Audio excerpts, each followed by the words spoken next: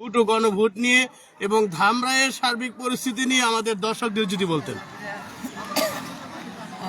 আমি ভোট দিলাম, যা দেখলাম যে 17 বছর পরে, দীর্ঘ 17 বছর পর যে ভোট হচ্ছে, সে ভোটের যে জোয়ারটা, এটা কিন্তু সারা বাংলাদেশে ধানের শীষের জোয়ারই এসেছে।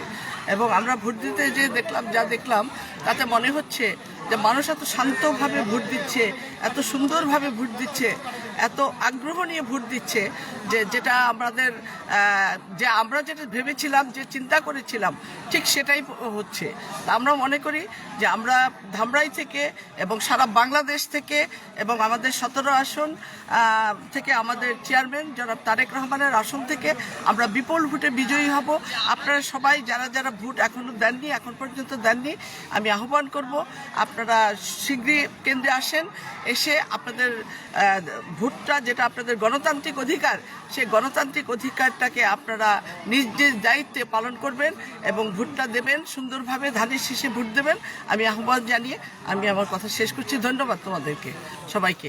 তো একটা প্রশ্ন রাখতে যাচ্ছিলাম যে ঢাকা 20-এর যে এমপি প্রার্থী এনসিপির এবং 11 দল মনোনীত নাবিলা তাসনিদ, উনি এখানে এসেছিলেন, উনি আরো কয়েকটি কেন্দ্রে গিয়েছেন।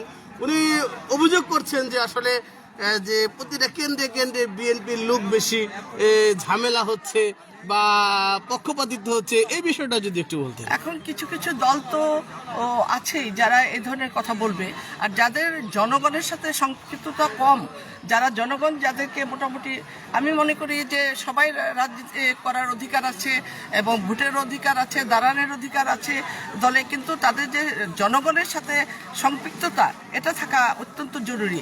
এবং যাদের এই সম্পৃক্ততা নাই, তারা এই ধরনের অভিযোগ করবে। এখন আমি মনে করি যে এনসিপি এসেছে, তারা কাজ করছে এবং নাবিলা অত্যন্ত, আমি যা দেখেছি শুনেছি, যে ভালো একটা মেয়ে, সুন্দর একটা মেয়ে, সে কাজ করছে। কিন্তু এই ধরনের অভিযোগ, এটা তো ভিত্তিহীন। এগুলো অভিযোগগুলো করা এখনই ঠিক না। সারাদিনটা যাক, সবাই দেখুক। সকালবেলা ভোট মাত্র স্টার্ট হয়েছে, এখন পরবর্তী সময়ে সারাদিন কি হয়, সেই সারাদিনের উপরে নির্ভর করবে আমাদের ভোটটা কি হবে। দিন শেষে আমরা বলতে পারবো যে ভোটের এইটা কিভাবে হলো। প্রতিটা কেন্দ্রে ঘুরে দেখলেই বোঝা যাবে।